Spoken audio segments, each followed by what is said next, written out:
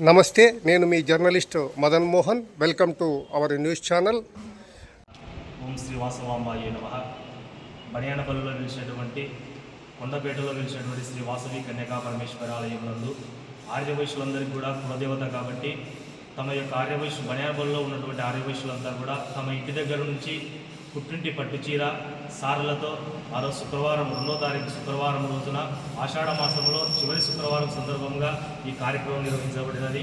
ఈ కార్యక్రమంతో పాటు ఆ రోజున అమ్మవారికి ఎండు ద్రాక్షతో అష్టోత్తర పూజ మరియు మన అమ్మవారి శాలలో వెలిసేటువంటి నగరేశ్వర స్వామి వారికి ఆరుద్ర నక్షత్ర సందర్భంగా ఈ యొక్క భస్మాభిషేకం అనేటువంటి కార్యక్రమాలన్నీ కూడా నిర్వహించడం జరిగినది.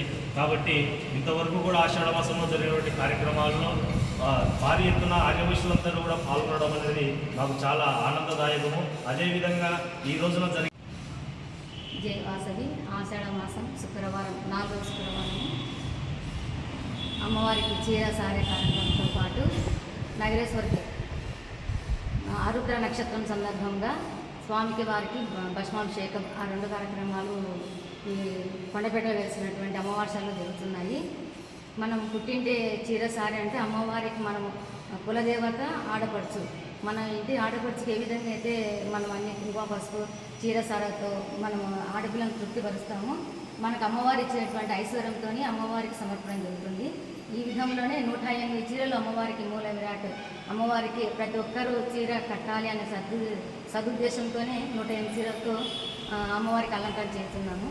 అలాగే చీర సార కార్యక్రమం కూడా పెట్టినాం కాబట్టి వట్టి ద్రాక్షతో అమ్మవారికి అష్టోత్తర పూజ, ఆరుద్ర నక్షత్రం కాబట్టి భస్మాభిషేకం, ఈ కార్యక్రమాలన్నీ కూడా శుక్రవారం రోజు 4వ వారం శుక్రవారం రోజు జరుగుతున్నాయి.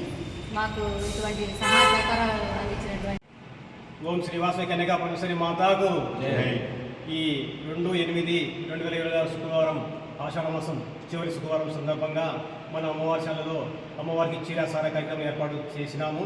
తర్వాత 108 చీరలతో అలంకారం చేయ సంకల్పించినాము.